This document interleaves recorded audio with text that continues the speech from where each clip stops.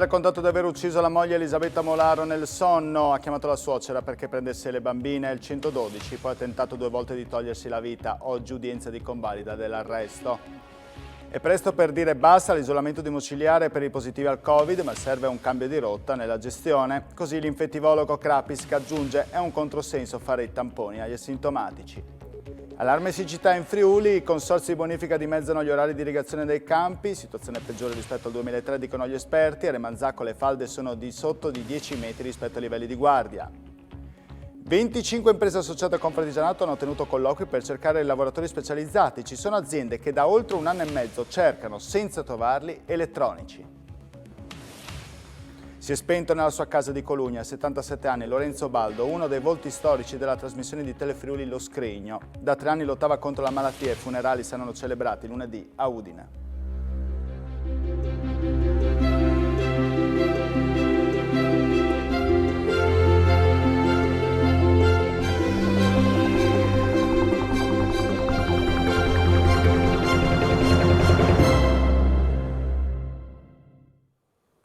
Buonasera e ben ritrovati con l'informazione di Telefriuli. In apertura, come avete sentito anche dai titoli, l'omicidio di Codroipo. Paolo Castellani ha raccontato infatti di aver ucciso la moglie Elisabetta Molaro nel sonno e poi di aver cercato 2 volte di togliersi la vita.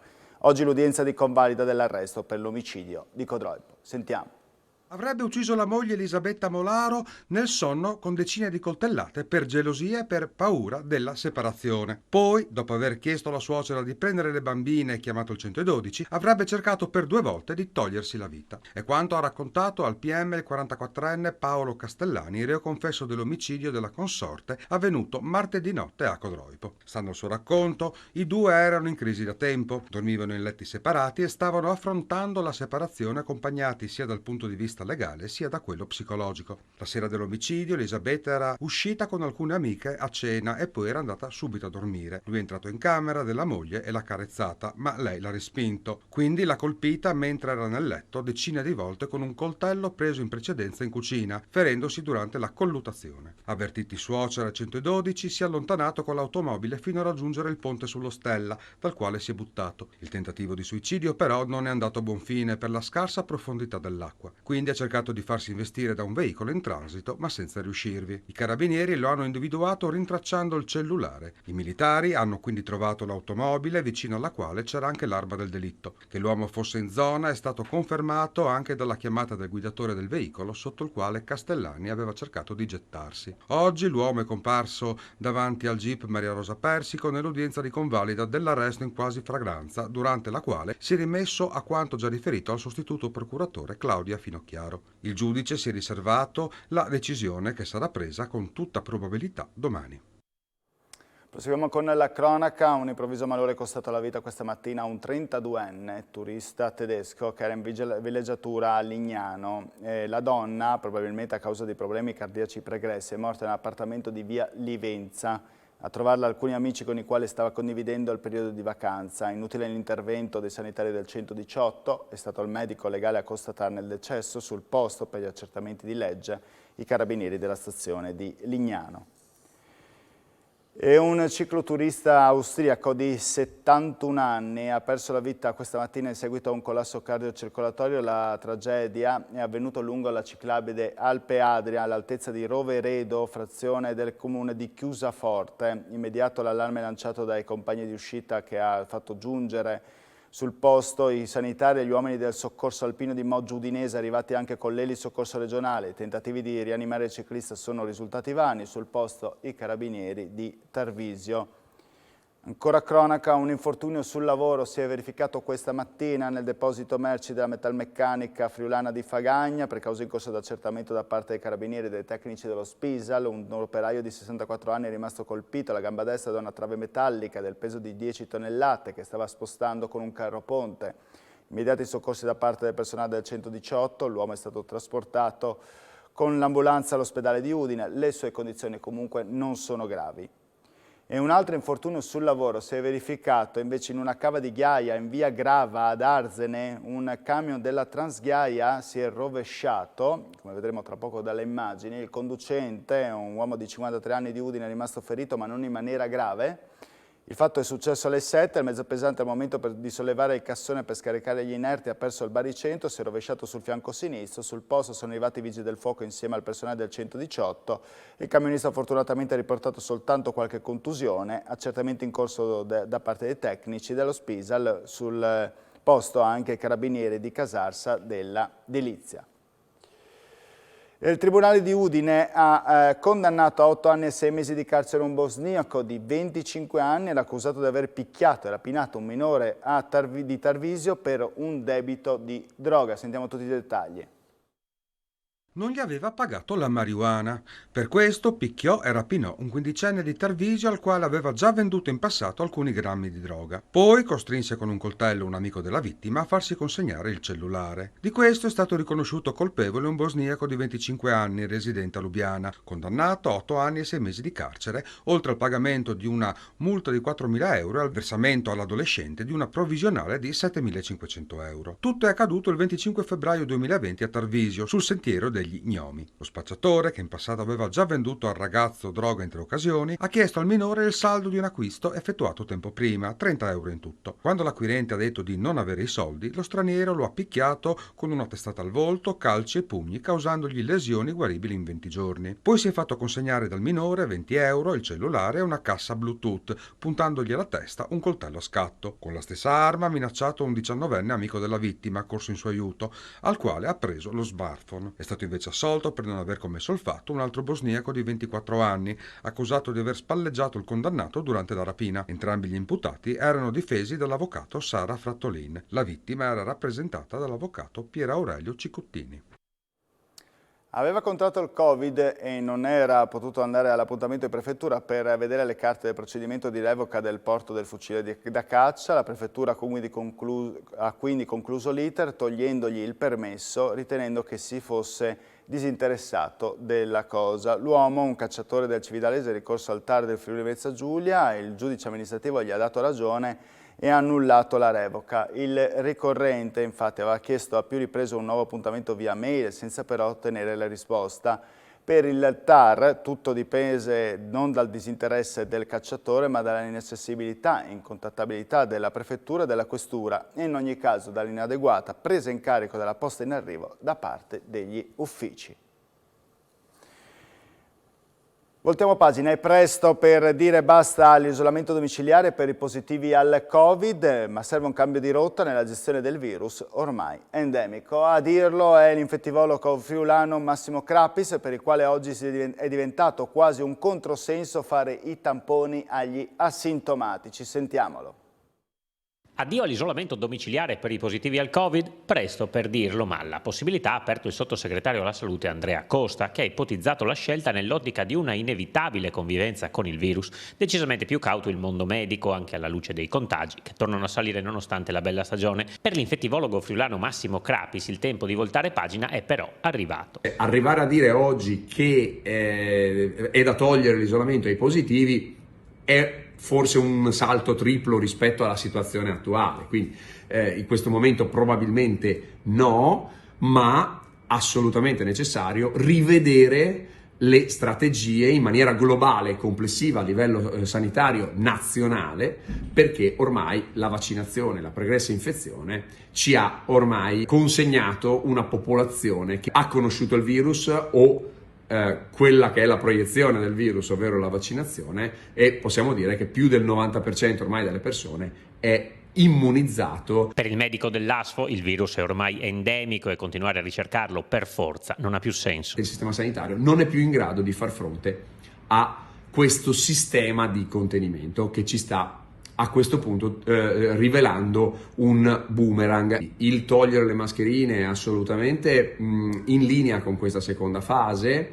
Io vado anche un po' oltre e dico non è più il momento, proprio perché non siamo più nella fase di contenimento, di andare a ricercare in maniera spasmodica la presenza del virus, alias fare i tamponi a chiunque. Diciamo che rappresenta in quest'ottica un controsenso, come minimo fare il tampone a chi non ha sintomi. Oggi in Friuli Venezia Giulia su un totale di 5.494 test e tamponi sono state riscontrate 940 positività al Covid. Le persone ricoverate in terapia intensiva restano 3, mentre i pazienti ospedalizzati in altri reparti scendono a 88, si registrano i decessi di 4 persone. E allarme siccità invece in Friuli, dimezzati gli orari di irrigazione nei campi dove a gestire è il Consorzio di Bonifica Friulana. Siamo andati a Orzano dove le falde sono di 10 metri sotto i livelli di guardia. È peggio del 2003, dicono gli esperti. Sentiamo.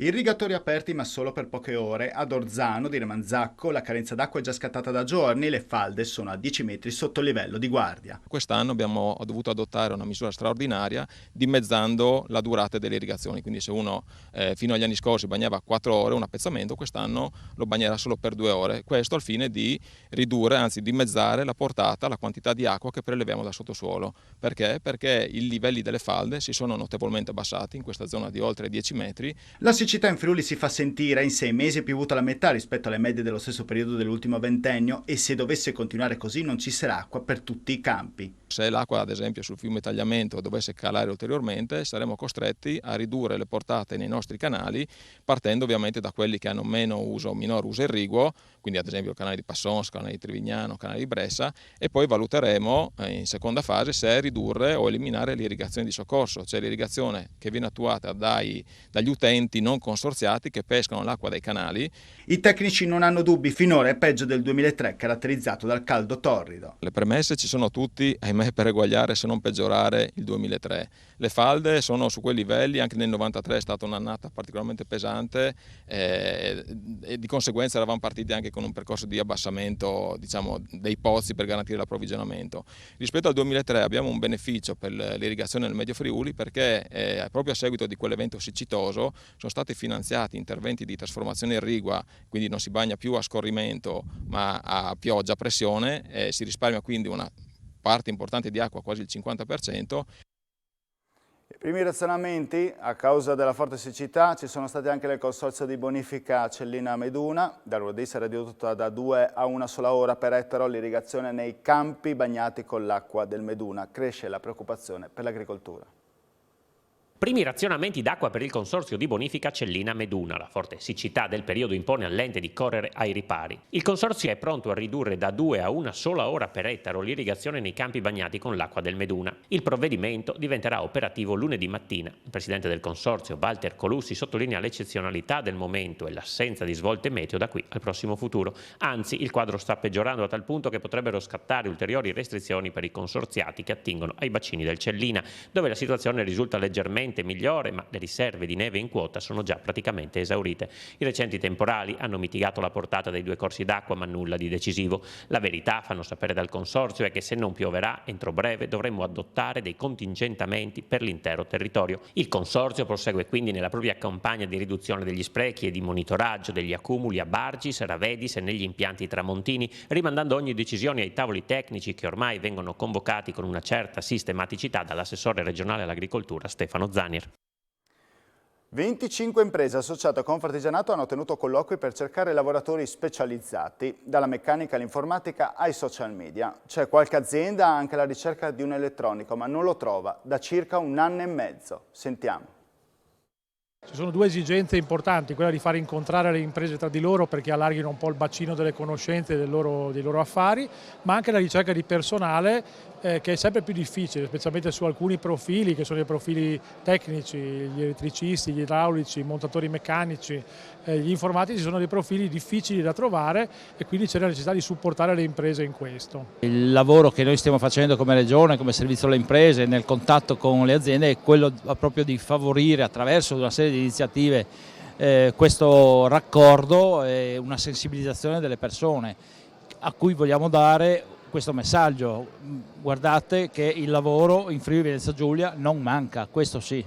Sembra un ossimoro, però stiamo andando verso un'era sempre più tecnologica e vengono a mancare proprio le figure tecniche, no? Da quant'è che cercate questa figura?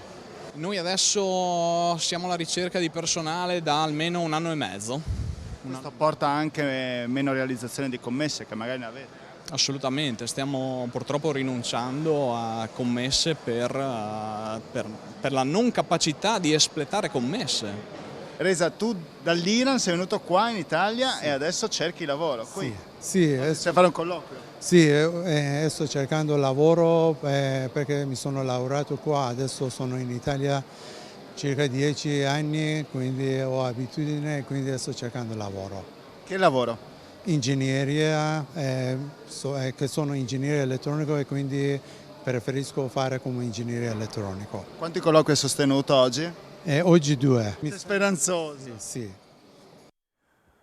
Nasce in Friuli Venezia Giulia il primo Forestry Cluster d'Italia grazie al rinnovamento della cooperativa Legno Servizi, riferimento importante per il sistema bosco-legno regionale del 1995, a decidere l'assemblea straordinaria dei 56 soci riunitasi a Paluzza. Una modifica epocale l'ha definita il presidente Carlo Piemonte, che dà vita a una società che sarà costituita di soli soci privati attivi nelle filiere specifiche del bosco-legno. Pieno sostegno è arrivato dall'assessore regionale alle risorse agroalimentari e forestali Stefano Zanier. Nel nuovo statuto c'è anche lo scopo di diffondere la cultura di una gestione attiva e responsabile delle foreste e la diffusione di infrastrutture forestali. Bilancio 2021 da record per Friulia, la società finanziaria della regione ha investito 204 milioni di euro in 88 aziende partecipate. Sentiamo. Un 2021 da record quello di Friulia, che ha erogato oltre 50,1 milioni di euro con un incremento del 24,3% rispetto al 2020, perfezionando 17 operazioni. L'utile netto, che si è attestato a circa 5 milioni di euro, quindi con una crescita dell'8,7% rispetto all'anno precedente, mentre il valore complessivo degli interventi è arrivato a 204 milioni di euro, anche questo in crescita del 7,3%, e sono stati investiti in 88 aziende partecipate, 80% PMI, e che realizzano un fatturato aggregato pari a circa 2,5 miliardi di euro, impegnando oltre 9.000 dipendenti. Questo è il quadro della società della regione presentato dalla Presidente all'Assemblea dei soci, che hanno approvato il bilancio. Ora si guarda al 2022, un anno sicuramente complesso. Il supporto di Friulia non è solo un supporto, come dire, consulenziale, ma anche quello poi di sostenere da un punto di vista economico, quindi finanziariamente, questi nuovi sviluppi, questi nuovi progetti per rafforzare le aziende. Soddisfazione per i numeri dell'assessore regionale Finanze Barbara Zilli. I risultati evidenziati dal bilancio sono la conferma del buon operato di questo consiglio di amministrazione e di tutto l'assetto societario della holding, nonché della lungimiranza strategica che avrà la sinergia con la neocostituita FVG Plus nel supporto alle nostre piccole e medie imprese. Veniamo alla politica, nessun passo indietro sulla lista del Presidente, massimo impegno per riuscire a concludere bene la legislatura in vista delle regionali del prossimo anno. Il Presidente del Friuli Venezia Giulia, Massimiliano Fedriga, traccia il bilancio delle elezioni amministrative. Lo stato di salute del centro-est in regione sia molto buono. Ma come giustamente ricordava, stiamo parlando di elezioni amministrative, quindi voglio portare rispetto per chi ha scelto i propri sindaci, i propri consiglieri comunali, ha scelto la maggioranza all'interno del municipio. Ha fatto una scelta consapevole e non semplicemente una scelta che è indirizzata da una propensione politica a prescindere. È evidente però che dove il centrodestra è in grado di proporre dei candidati credibili, il centrodestra vince in questa regione, quindi, e soprattutto quando il centrodestra è unito. Quindi su questo noi dobbiamo sicuramente prenderlo come patrimonio politico e proporlo anche alle successive tornate elettorali. Il sorpasso Fratelli d'Italia sulla Lega non inciderà sulla volontà di presentarsi per un secondo mandato, e anche il progetto lista del Presidente non si fermerà con l'obiettivo di intercettare i voti in un campo più largo rispetto a quello del centrodestra. La lista del Presidente è qualcosa che riguarda il Friuli Venezia Giulia, è indipendente dalle dinamiche nazionali, e ci sarà nel 2023 perché penso che sia un valore aggiunto per tutta la coalizione del centrodestra, un'offerta più ampia ai cittadini. E di politica si parlerà questa sera nel corso della trasmissione Screenshot, in onda a partire dalle 19.45, con l'ospite di turno che è l'esponente di Open Sinistra FVG, Furio Onsel. Si parlerà anche del primo caso di suicidio assistito in Italia e delle polemiche sulla sanità in Friuli Venezia Giulia. A questo proposito, di polemiche, oggi c'è stato un chiarimento riguardo ai dati dell'Istituto Superiore Sant'Anna nel corso di un vertice con i direttori dell'azienda ospedaliera. Sentiamo. Il sistema sanitario regionale ha letto l'urto della pandemia, ma c'è ancora molto da fare per migliorare i parametri. I dati che mostrano ombre e luci della nostra sanità sono stati al centro di un incontro tra la Scuola Superiore Sant'Anna di Pisa e il management del sistema sanitario regionale. Da un lato il Friuli Venezia Giulia è riuscito a garantire le visite di controllo ai livelli prepandemici su tante discipline come cardiologia, neurologia, ortopedia, ginecologia, endocrinologia, gastroenterologia e anche per gli interventi cardiovascolari. Dall'altro però restano da migliorare i tempi d'attesa nell'attività chirurgica, l'efficienza nelle urgenze medie, l'appropriatezza nelle prescrizioni diagnostiche. In sostanza, però, secondo la rettrice Sabrina Nutti, il livello sanitario regionale si mantiene al di sopra della media nazionale. Certamente è stato uno tsunami imprevedibile e nella vostra regione comunque è arrivato solo dopo un mese di attivazione della vostra riforma, quindi chiaramente con un sistema in cambiamento, soprattutto in 2 aziende su 3. Direi che su questo ci sono luci ed ombre, aspetti su cui senz'altro il Friuli è nella media, se non superiore alla media del network, e ricordo che in questo network che si confronta fanno parte 11 regioni, soprattutto del centro-nord, quindi stiamo parlando comunque delle regioni più performanti d'Italia, e quindi essere superiori alla media del network vuol dire essere nettamente superiori alla media nazionale. Parliamo ancora di sanità. Presidio questa mattina davanti al burlo delle sigle sindacali per chiedere che non venga presa in considerazione nessuna ipotesi di fusione con la SUGI. CGIL, CISL, FIALS e comitati vari hanno presidiato questa mattina l'ingresso dell'IRCS Burro Garofalo per bocciare qualsiasi ipotesi di inglobamento nell'azienda sanitaria universitaria Giuliano Isontina. L'ipotesi era emersa nel corso di un convegno del sindacato UIL della scorsa settimana. Proprio il sindacato aveva specificato che in realtà non si era mai parlato di fusione, ma piuttosto di raccontare quello che succede in altri territori dove esiste una integrazione tra IRCS e aziende sanitarie. Sul tema anche il direttore generale del Burlo, Stefano Dorbolò, aveva rigettato qualsiasi ipotesi di unione.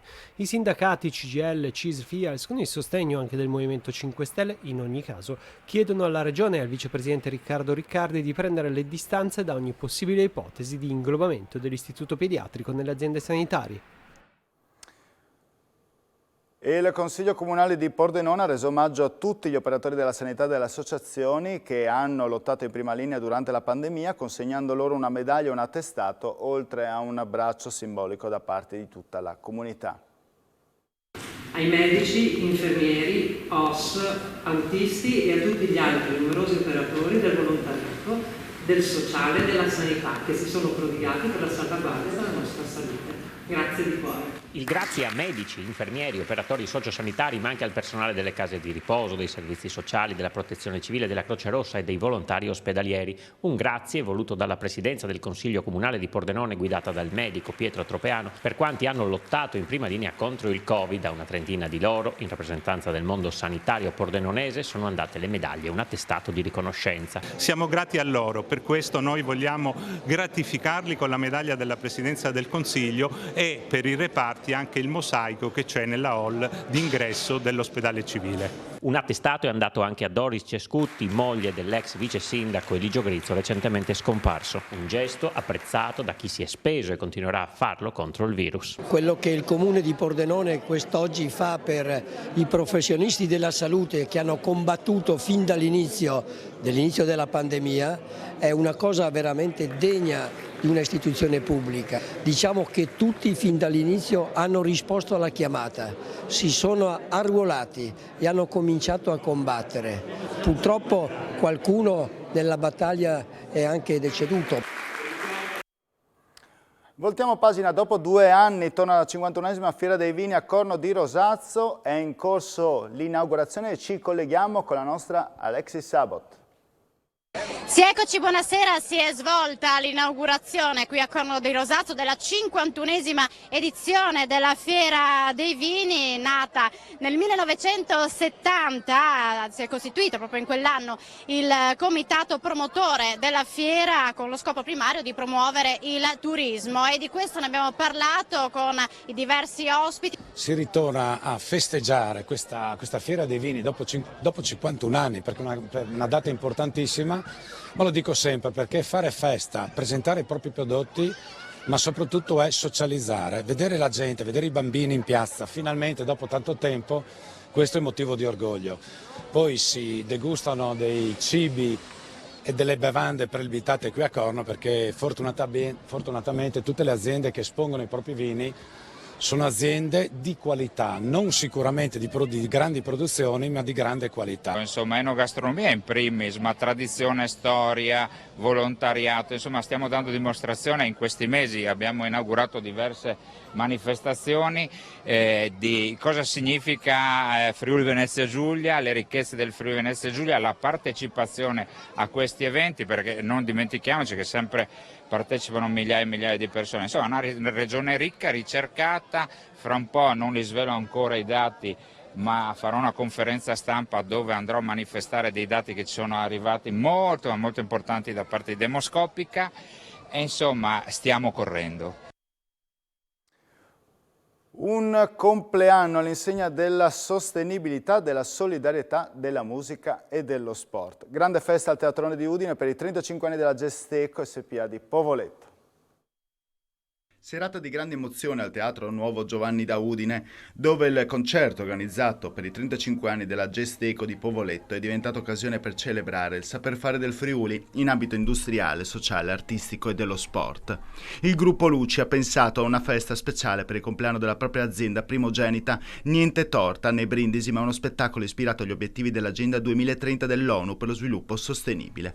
Sul palco i Free Voices con la direzione artistica di Manuela Marussi, una realtà corale nata in Friuli e oggi riconosciuta a livello internazionale che attraverso la voce e la danza trasporta gli spettatori in una dimensione teatrale unica. Il tema della sostenibilità è stato declinato in quadri musicali nelle dimensioni del tempo.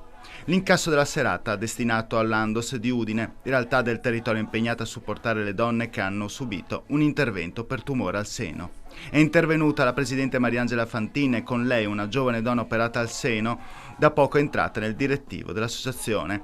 È stata l'occasione per rivolgere un pensiero e per ringraziare i tanti volontari del territorio che mettono a disposizione tempo ed energie per gli altri. Anche la solidarietà e sostenibilità, così come lo è il gioco di squadra. Il mondo dello sport è stato rappresentato sul palco da una delegazione della nazionale femminile di basket guidata da coach Lino Lardo e dalla capitana della squadra Martina Bestagno, impegnata in questi giorni a Cividale nel torneo con le nazionali di Spagna e Slovenia. E poi il concerto con i Free Voices, capaci di far vibrare le corde dell'anima, di emozionare il pubblico e trasmettere tutta la loro grinta ed energia. Quindi il saluto emozionato e commosso della famiglia Luci, che ha raccolto i messaggi di congratulazione delle istituzioni, regioni e comune di Udine e che dal palco ha ringraziato tutti coloro che hanno permesso all'azienda di raggiungere l'importante traguardo. Lorenzo Baldo, storico volto della trasmissione Lo Scrigno, è morto ieri sera nella sua abitazione di Colugna. Da 3 anni lottava contro una malattia, aveva 77 anni. Baldo iniziò la carriera lavorativa a Roma, nella caserma Cecchignola, come sottotenente, poi ci fu il passaggio alla Zanussi. In seguito si dedicò da libero professionista alla progettazione del settore meccanico, prima della pensione fece l'assicuratore. Baldo è stato uno dei protagonisti della trasmissione Lo Scrigno, che qui vedete, condotta da Daniele Paroni. La sua partecipazione è iniziata già dalla prima edizione ed è proseguita per una decina d'anni. Erano molto apprezzate, seguite le sue rubriche dedicate a Udine, alle sue storie, angoli e personaggi. Si dedicava anima e cuore alla preparazione dei suoi interventi in TV. Lorenzo Baldo lascia la moglie Graziella, i figli Federico e Alessandro e il fratello Luigi. I funerali saranno celebrati lunedì 20 alle 17 nella chiesa di San Marco, nel quartiere udinese di Chiavris, dove Lorenzo era nato. La salma sarà tumulata nel cimitero di Paderno. E questa era anche l'ultima notizia. Vi lascio al telegiornale sportivo e poi a Screenshot. Vi auguro buona serata a tutti. Arrivederci.